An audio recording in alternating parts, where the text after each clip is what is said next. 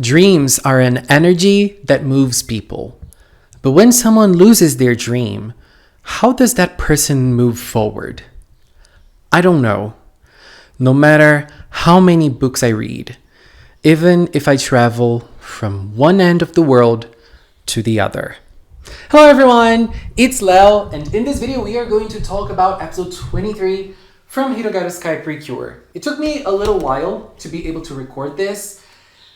I'm gonna be super honest, I have cried a lot while watching this episode. And I usually watch the episode and then record my impressions, but yesterday I just couldn't. I needed time to understand the magnitude of it all, how powerful everything was to me, and the philosophy behind everything that happened in this episode. It really touched me, it really moved me.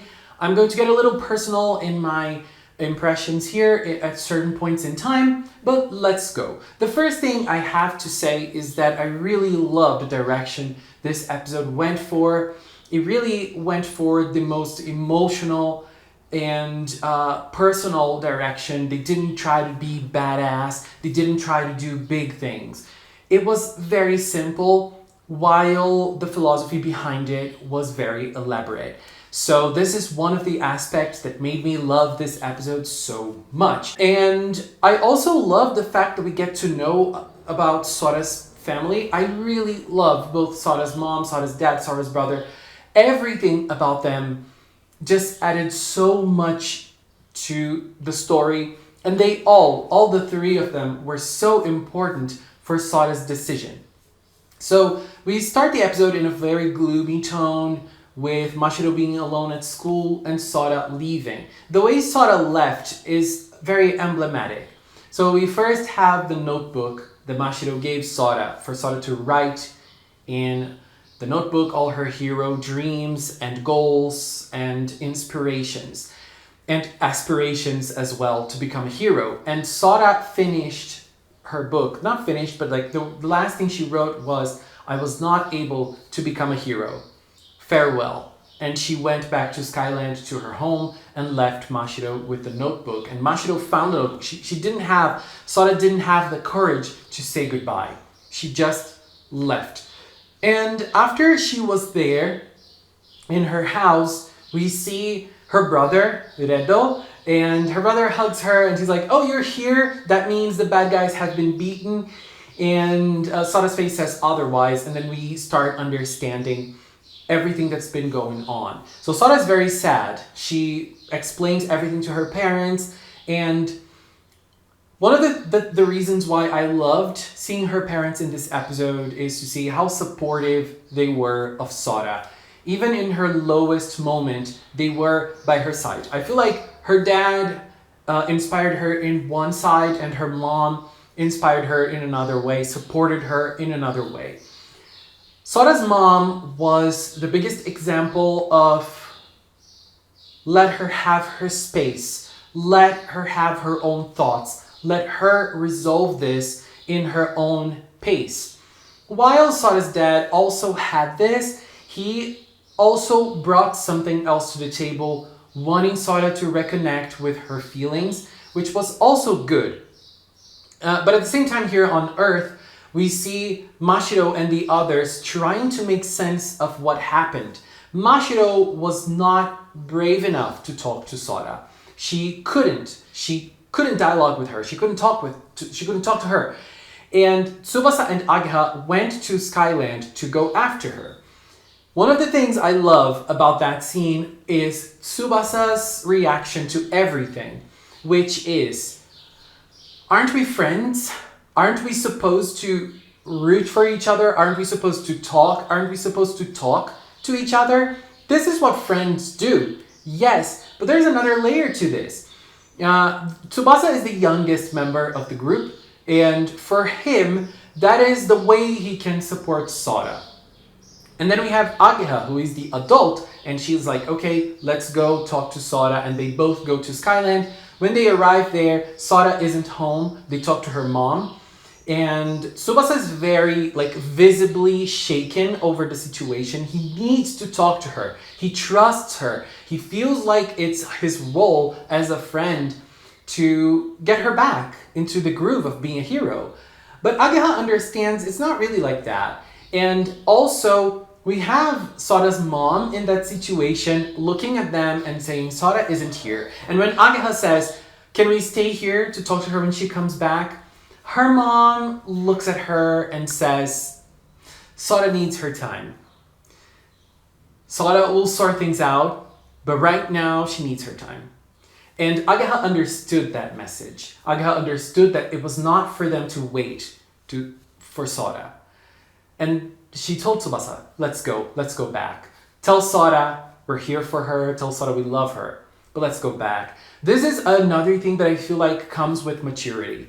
It showed that Ageha, being the adult of the group, also learned in life to respect people's spaces.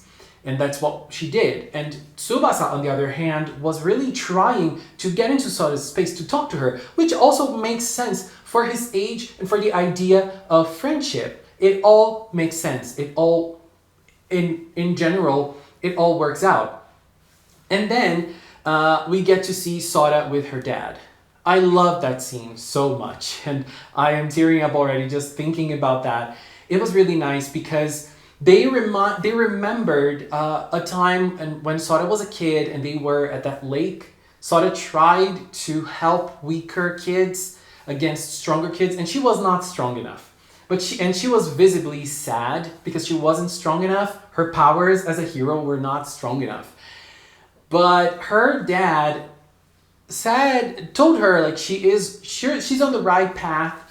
She will become a hero if she works hard enough. And then she just stood up. She saw a shooting star. And her goal of being a hero at that point was a little crushed because she was not able to be one. But her dad encouraged her. Okay, you couldn't be a hero now. But keep on wishing.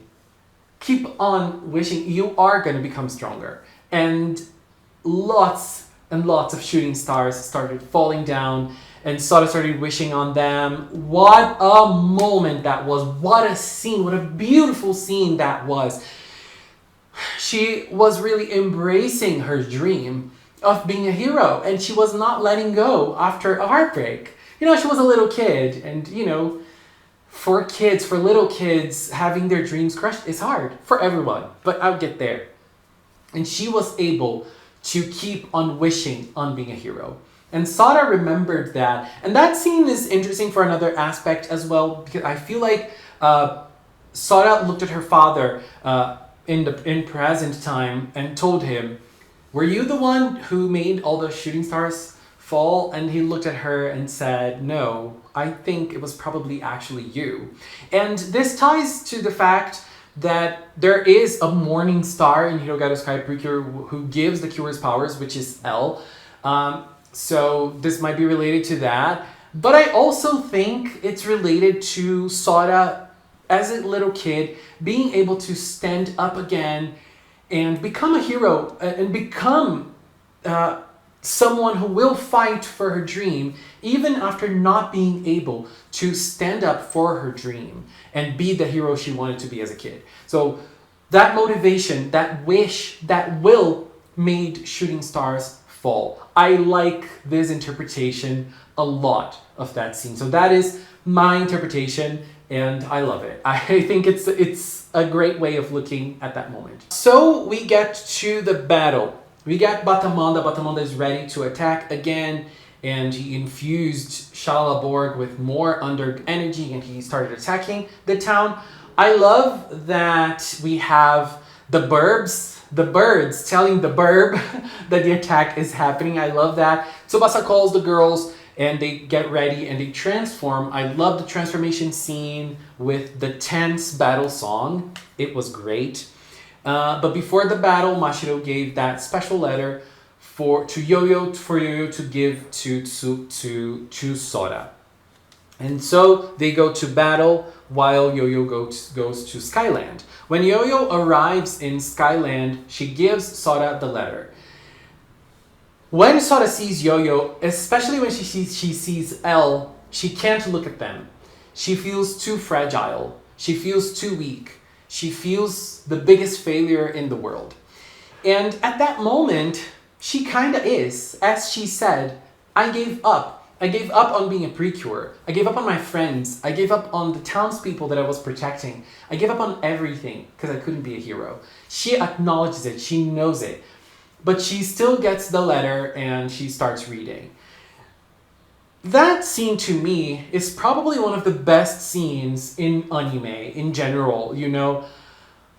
She opens the letter and Mashiro was the one who wrote it, so we listened to the letter with Mashiro's voice at the same time that the battle is happening. So we have this encounter of narratives, of different things happening at the same time, and they're all related to one thing. Sora isn't a hero anymore. This is all in relation to this specific fact, things happening in different worlds, all being narrated by Mashiro. And so Mashiro starts opening up to Sora. Since Mashiro began being Cure Prism, and since then everything that happened between both of them and how Sora wanted to protect Mashiro, how Sora wanted for Mashiro not to be a cure, but Mashiro turns the situation around and looks at Sora and says, not looks at her, but you know what I mean. She says, it's my turn now. I am the one who's going to protect you. I am Cure Prism. And you're not a cure now. Take your time. Go back to your family. Rest. Get your head in place again. Be with your loved ones. When you come back, I'll be here for you. And I love this message so much. It's so beautiful and it's so powerful seeing Mashiro. The growth that Mashiro went through this season already, being the secondary character, as Kabaton used to say, the extra. And now she took charge of it completely. We are going to take care of the Shalala battle. You rest. We're going to fight for you. And I just love it. And at that moment, Sora started shaking. Sora was shaking when she was reading the letter. She started remembering everything her and Mashiro went through together, even before Mashiro became Cure Prism. Everything, the story they have with each other. It was so beautiful to see that. I just loved that moment so much. It was so beautiful to see. And their friendship is everything to me. I love it. How they're both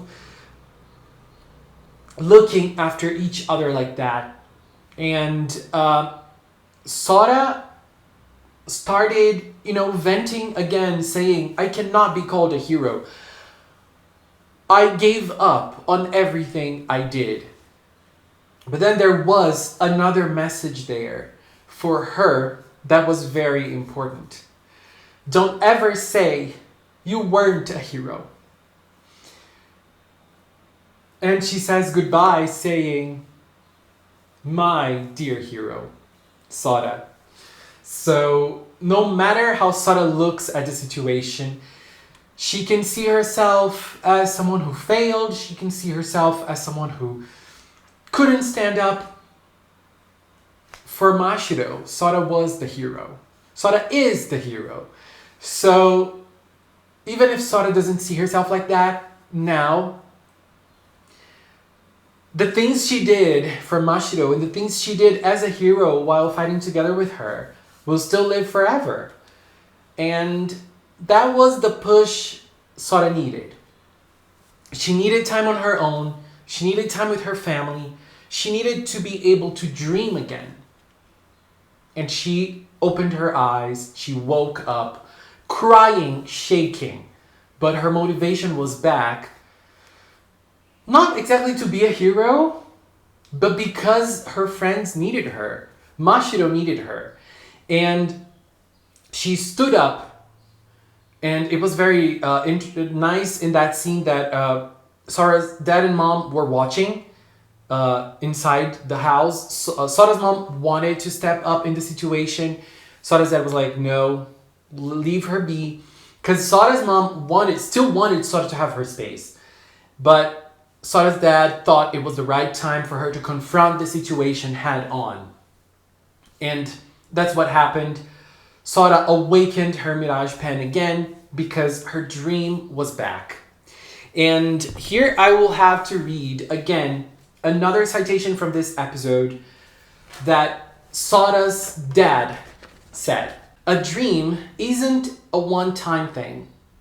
When you lose sight of it, or if it gets broken, it can come back over and over. And this is such a powerful philosophy to me because when you go through life, you have lots of dreams and you live trying to fulfill them, but life will try to break you down and you will break down in so many ways. But you will find ways of standing up, looking forward and saying, I'm going to fight for my dream. My dream will be revived. You can break my resolve. You can break my dream. But I will come back.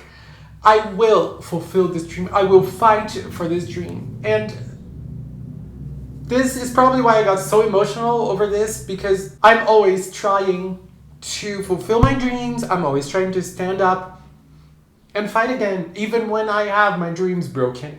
And this has happened a couple of times. It happens to all of us. But this is the inspiration we need. Sometimes this is the thing we needed to listen to stand up. Be strong. Look at your dream in the eye and say, you are inside me and I will keep fighting to have you. And so, this is what I needed to hear. And with it, Sora's back. She comes back, she goes through the portal, and when she arrives, what a beautiful moment. We look at the three Cures. They were trying their best to hold Shalalaborg. They were having a hard time.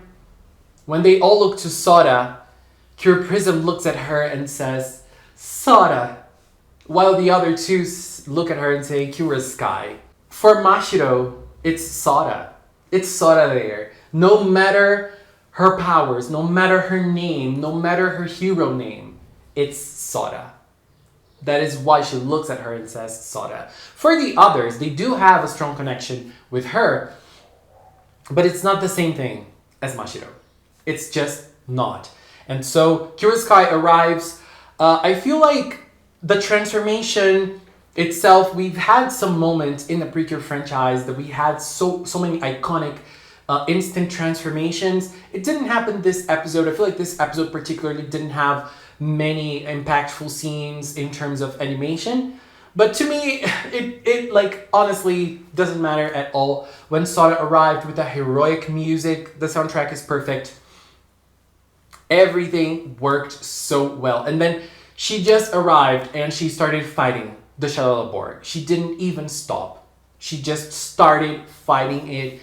It was amazing. In that part, the animation was great. It was fast, but it was great. And then after she was able to almost purify the Shalalaborg, she reached out to Mashiro. She reached out to her and asked Mashiro to perform the purification together. They could have used Titanic Rainbow, which is the attack they've been using lately, but for them to use Updraft Shining, it's way more iconic. I love that. And I love how when Mashiro goes, when Pure Prism goes, Butterfly just says, Mashiron, go! Because it's the same thing, you know, she has that connection with Mashiron. It's not just Pure Prism for her. And Wayne just cheers on Cure Sky, and they both perform Updraft Shining together, purifying Shalalaborg, bringing Shalala back. And then after they bring Shalala back, Butterfly just uses the healing power from the palette. And this is the plan that they wanted to do, they wanted to use in the episode before. And let me be very honest with you, I love the simplicity of it. It just took Sora one thing, believe in her friends. For not believing in her friends, her dream crumbled, she couldn't stand up, she couldn't do anything. And when we are in despair, we don't listen to the people around us. No matter how much they try to reason with us, we don't listen. And that's what happened to Sora this week. She couldn't listen. She needed that time with her parents. She needed to see the sky full of stars again before she would be able to stand up again and become the hero she is again. She needed that time. She wouldn't be able to look at the situation in a nice way. And they didn't even need to talk.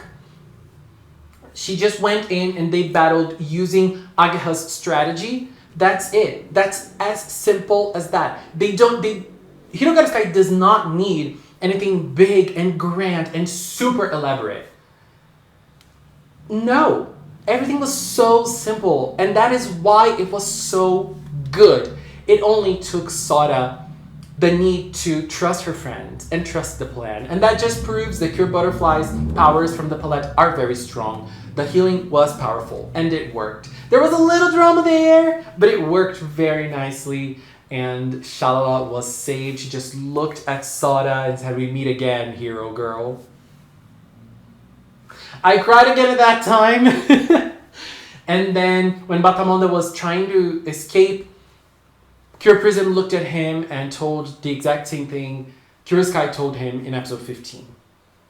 And look, I know that lots of people can complain about what happened to Batttamonda in this episode because they did not do anything to him. They could punish him, but they decided not to do anything. But at that moment, they broke Batttamonda down and they just left him and he was like, "Aren't you going to punish me?" And Sora was going away. She just stopped and said, "Come back. Keep coming back. We'll keep on getting stronger and defeating you." And that was it. I love this as well. I also love this because I feel like sometimes the best way to deal with people like Batttamonda is to leave them to their insignificance. I mean, right now, he can't break Sora's resolve again. He can't do anything towards her. He can't.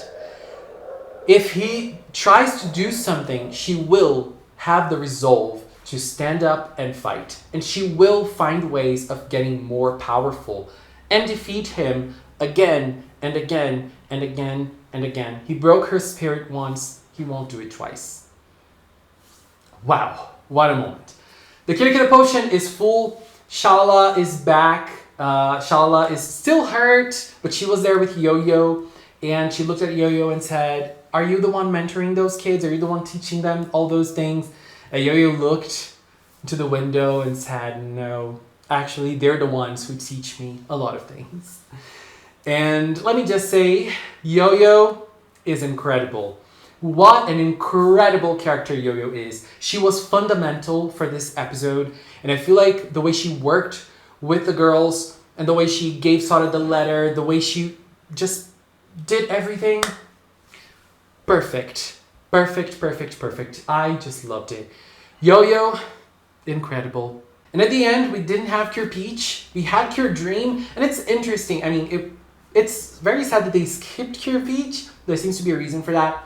But Cure Dream, appearing at the end of an episode so focused on dreams, turned out to be gorgeous. Turned out to be really, really amazing. Wow. What a moment. What a moment we are witnessing in PreCure history. I'm very thankful that PreCure exists because it just gives us so much. And this episode just proved it. I mean, to me, this episode just proved everything can be restored. We can stand up and fight for our dreams again. That's what I'm gonna do. That's what I'm gonna keep doing. Anyways, sorry for getting emotional, but if it wasn't like this, I wouldn't be able to record this video, and I didn't want to script it. So, just want to take this little time to thank the members of the Magical Cinnamon channel. If you are a member, thank you very, very much for all the support, for standing by Magical Cinnamon, which is also one of my dreams that I'll keep on fighting for. And if you've watched up the channel, thank you so much as well. Thank you so much for watching until I was almost forgetting my Hero Corner. Hero Corner! of episode 23. I'm so sorry. I was almost forgetting it. But my hero corner was the whole episode. No, I'm joking. I mean, so many scenes could be the hero corner. But my hero corner is Mashiro's letter. I know the scene is a little big, but I will put that whole scene as my hero corner. Sora, as Sora was reading it with Mashiro narrating and the fight happening at the same time. For me, that is peak PreCure. What a moment. Anyways, that's it. Thanks so much for watching, and until next time, bye bye!